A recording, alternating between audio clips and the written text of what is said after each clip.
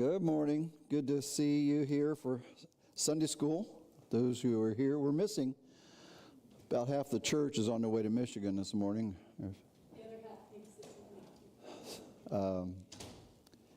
this is Had a memorial service, funeral service here yesterday for Julia's mother,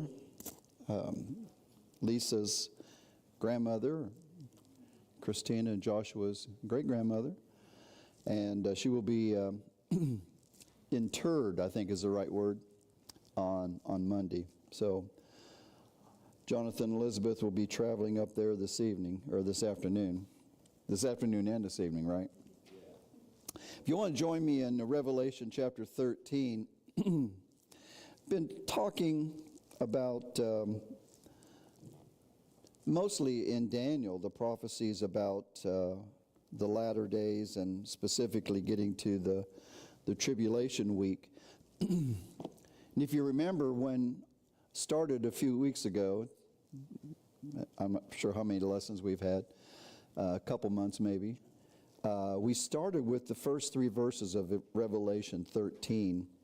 So I want to go back to that, and then we'll go to Revelation 17. And kind of introduced the series of talking about the latter days with these three verses, because this is Revelation is where people go when they want to know what the future holds for this world. And so reading here, and I stood upon the sand of the sea and saw a beast rise up out of the sea, having 7 heads and 10 horns, and upon his horns 10 crowns, and upon his heads the name of blasphemy. And the beast which I saw was like unto a leopard, and his feet were like the feet of a bear, his mouth as the mouth of a lion. And the dragon gave him his power and his seat and great authority. And I saw one of his heads as it were wounded to death, and his deadly wound was healed, and all the world wondered after the beast. I've got a new supervisor. We've got 2 supervisors and a couple engineers in the meter department that I will be a part of for 2 more days. And this fellow that has joined our department as a supervisor has been in the company for a while, but he worked in Indianapolis, and he was driving from local, here over to, it was always a daily routine to drive that far away. So, but finds out he's a Christian, he's a believer, he's a Bible student, but he's one who's been exposed to a bunch of the symbolism things, that the number of chapters in Job refers to something, and things I'd never heard of. And I know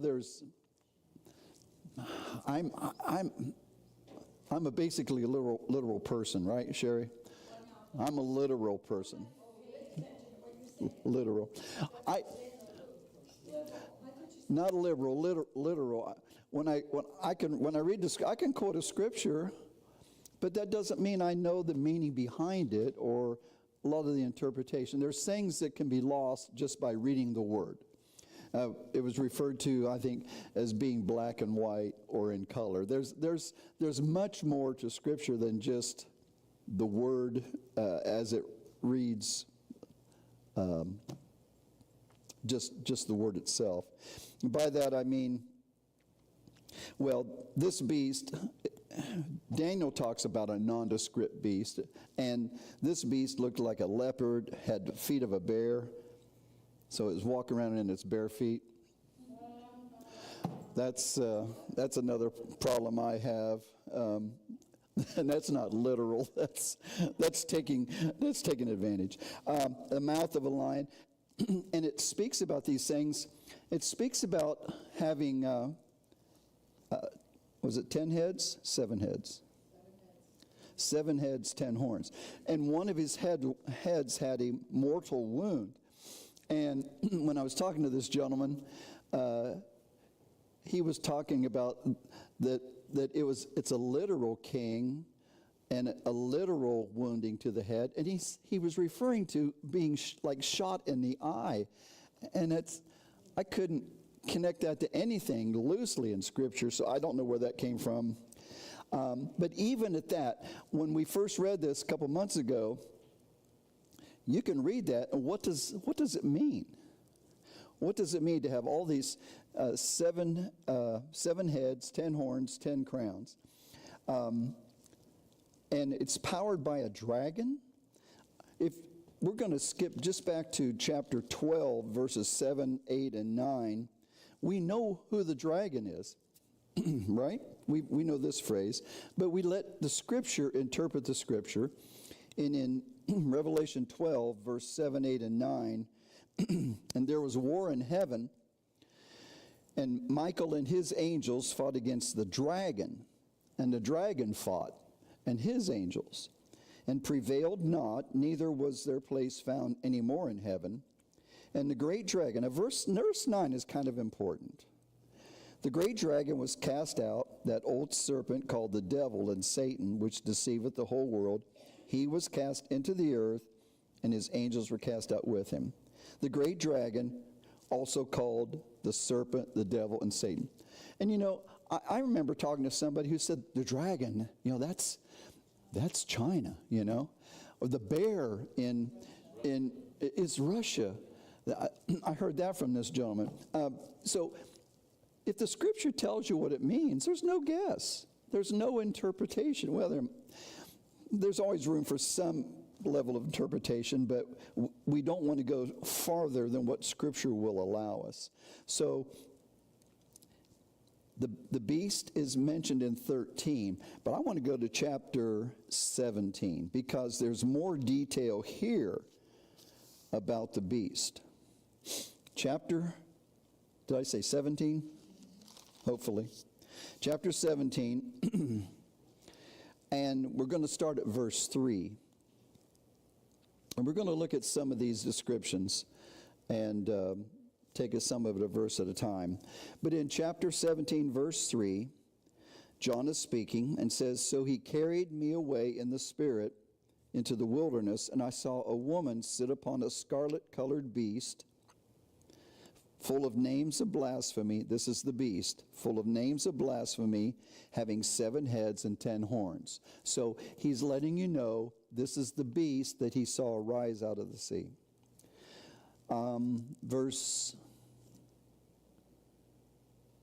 We'll just stop there. So this is the same beast. It has 7 heads and 10 horns. We don't know what that means yet, but let's just go on a little bit. Verse 4, the woman was arrayed in purple and scarlet color, and decked with gold and precious stones and pearls, having a golden cup in her hand, full of abominations and filthiness of her fornication. And upon her forehead was a name written, Mystery, Babylon the Great, the mother of harlots and abominations of the earth. And I'm just going to say here from training and teaching we've heard before, the Antichrist will have three great weapons at his disposal. He will be a military opponent. He will be a conqueror. He will put together a kingdom with military power. He will also be a spiritual leader, a religious leader. And that's the symbolism of the woman is one of false religion. Mystery Babylon refers to, did I read that in verse 5? Not yet. Verse 5, upon her forehead was a name written, Mystery, Babylon the Great, the mother of harlots and abominations of the earth. When the Bible talks about adultery in the Old Testament, symbolically, the prophets talked about how Israel was committing adultery in a spiritual sense by worshiping Baal, by burning their children into idols. So the Antichrist power will be military, it will be religious, and it will be commercial. There will be commercial power, finances, and so forth. We'll see that later in Revelation.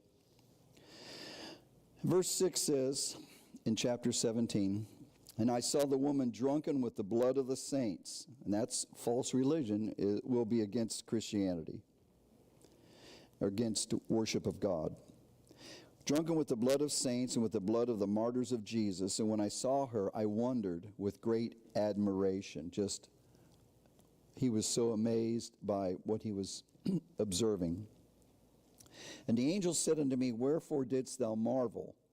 I will tell thee the mystery of the woman and of the beast that carrieth her, which hath the 7 heads and the 10 horns."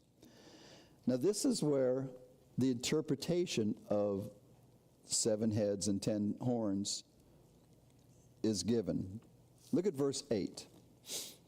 "The beast that thou sawest was and is not, and shall ascend out of the bottomless pit and go into perdition. And they that dwell on the earth shall wonder, whose names were not written in the book of life from the foundation of the world, when they behold the beast that was and is not and yet is." That's really, what do you call that? This beast existed before, but now it's existing again, and yet, okay. There'll be an interpretation of that. Verse 9, "And here is the mind which hath wisdom. The 7 heads are 7 mountains on which the woman sitteth."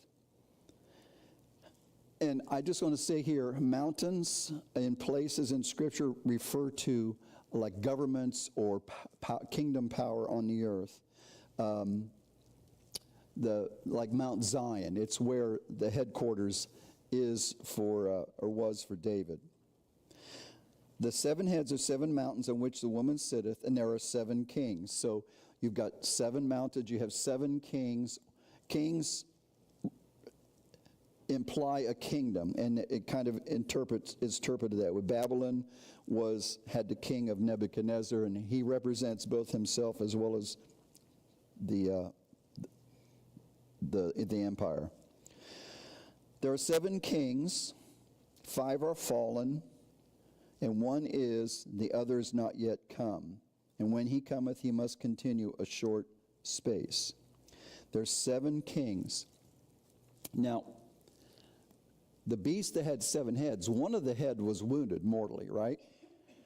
That relates to the kingdom that used to be, but it's gone, but now it's back. It's the mortal wound of the king is means that it relates to what this says. One of the kings is not yet come, and went. Where am I at? No, verse 11. No. 5 are fallen, 1 is, the other's not yet come. The beast, okay, it's at the end of verse 8, where it says, "They behold the beast that was and is not and yet is." That, you can't interpret that from this verse alone. You have to go back to Daniel. If there's 7 heads, let's go to verse 11. Verse 10 says there are 7 kings, 5 are fallen. Let's go back to 10, please. Verse 10, there are 7 kings or 7 kingdoms, 5 are fallen. Now Daniel started with his present time, which was Babylon, but there were 2 kingdoms that oppressed the Jews before that. You had Egypt, you had Assyria, and then you had Babylon. Following Babylon was Medo-Persia, and then there was Greece. 5 are fallen. What was the kingdom in John's day? It was Rome. There were 5 that preceded. 5 are fallen, and 1 is, and the other's not yet come. Rome, and then there'll be another kingdom after that. Verse 11 goes on to say the beast, that means the Antichrist, the power that he has and will operate in. He's described as being the beast that was and is not, is the eighth and is of the seven. It's very complex, but if you put down Egypt, Assyria, Babylon, Medo-Persia, and Greece as five are fallen, one is Rome, and one is not yet come. There's a kingdom that's going to be future to this writing, to John's writing. And you can go back to the image that Nebuchadnezzar saw, where the legs and the feet were made of, the legs were made of iron, and then the feet and the toes were part iron and part clay. And it refers to that as being a future development that is tied to the legs, the Roman Empire. That the kingdom, the territory of Rome will be made up of 10 kingdoms. We don't call them kings today, we call them rulers. We call them presidents or prime ministers. We call them, and verse 12 says, the 10 horns which thou sawest are 10 kings which have received no kingdom as yet, but will receive power as kings 1 hour with the beast. When we go back to Daniel's vision of the beast, of the four beasts. The fourth one was the diverse beast. It was nondescript. It relates to this future. It relates to Rome initially, but it says in the latter days of their kingdom, and it refers to a future development that grows out of the Roman Empire. Chapter 9, if I've got my chapters right, chapter 7, chapter 8. Chapter 7 is the four beasts he sees. Chapter 8, he sees two. He sees Medo-Persia, and he says Greece. And it talks about the great horn that represented the first great king of Greece. When it is broken, there will be four horns grow up for it. The kingdom, the area that Greece occupied, will be divided up between four different rulers. And they're a revival within the Roman Empire that the Antichrist comes from. He conquers that territory of ancient Greece, and then the other remaining kings in the wider spread area of Europe and Asia will submit to him. Look at verse 12. The 10 horns which thou sawest are 10 kings, which have received no kingdom as yet, but receive power as kings 1 hour with the beast. To be for a limited amount of time. Verse 11 says that the beast that was and is not is the eighth and is of the seven. That, it only makes sense, at least to me. I don't know how well this is being heard. The beast that was not refers to not just the revival of power within the Roman area, but in the Grecian territory, the territory of the Grecian Empire. The Antichrist will, remember at the beginning of the tribulation, the Antichrist makes a peace treaty with Israel and says, I'm not after you. I'm going to put down all your enemies, all your surrounding enemies, the Arab area included around Israel, and he conquers those other three territories and consolidates that power, and then widens his influence militarily to what is called the 10-headed kingdom of revived Rome. But then he turns against Israel. He breaks his peace treaty. He breaks his word and his covenant with them and attacks. But because his central authority that he takes militarily is within the territory of Greece, it's seen as a revival of Greece And Greece is the kingdom that had the mortal wound. It was killed off by Rome. And yet it is revived. And that's what I think verse 11 is saying. The beast, what did the beast look like as a whole? What animal did the beast look like? It was a leopard. The beast is a leopard with bear-like feet and lion-like mouth. The leopard was the symbol that Daniel saw for the kingdom of Greece when it was future for him. So the beast that was and is not is he that is the eighth. In John's day, yes, the beast is not at that time, but he will come and continue for a short time. The kingdom of the Antichrist will be consolidated throughout at least Asia and Europe, and even goes up into the northern territories, which we are pretty sure is Russia. Gog and Magog is what's referred to in Ezekiel 38 and 39. And there will be this consolidation of power. Like I said, it will be military. His military power will be impressive. And back in chapter 13, we didn't read verse 4 in Revelation 13. But it says in verse 4, and they worshiped the dragon which gave power unto the beast. And they worshiped the beast, saying, who is like unto the beast? Who is able to make war with him?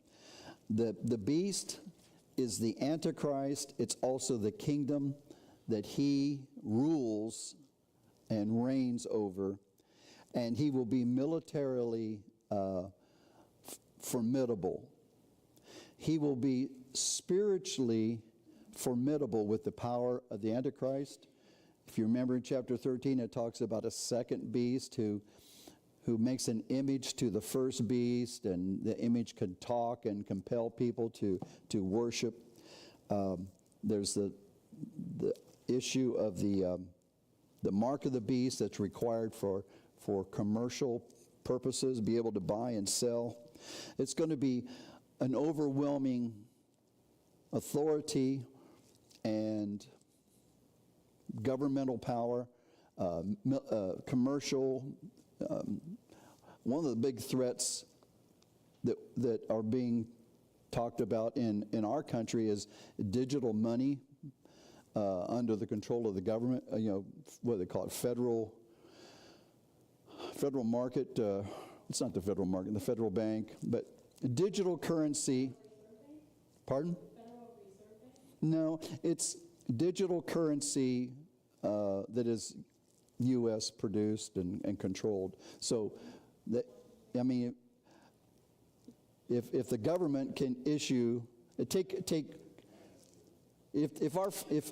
our economy collapses to the point that what's the debt? The debt of America's economy or the government. Trillions of dollars. I think the interest of the debt is as much as we produce in a year. I think, the gross national product is about. Yeah, so things like, we can't go on. That can't go on. Things are going to collapse. There's going to be a time when something will happen to cause our economy to collapse, and the ability to take advantage of the things that, what do they call it? Don't let a crisis go to waste. If everybody has to use currency, a digital currency that is in the control of the government, they know what you spend. They could say, well, you bought too much gasoline, you can't buy any more gasoline. They could control everything we do and monitor everything we do.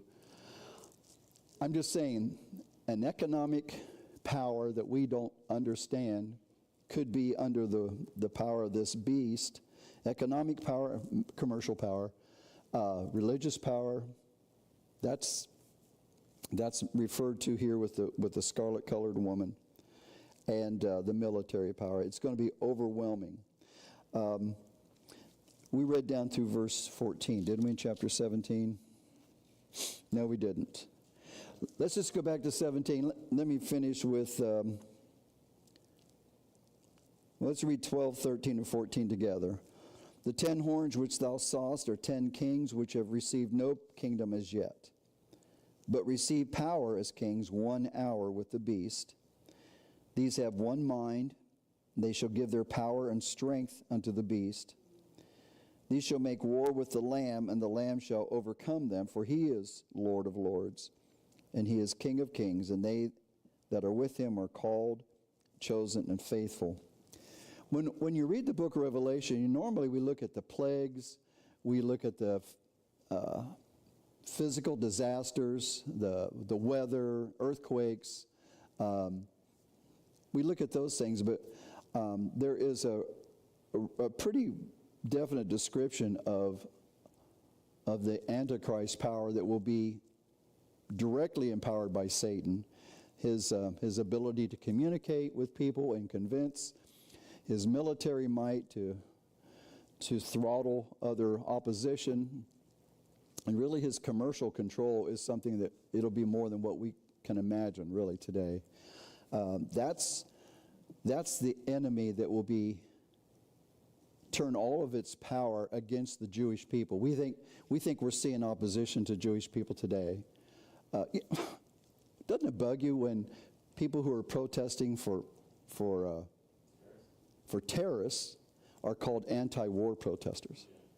That's obscene. That's obscene. So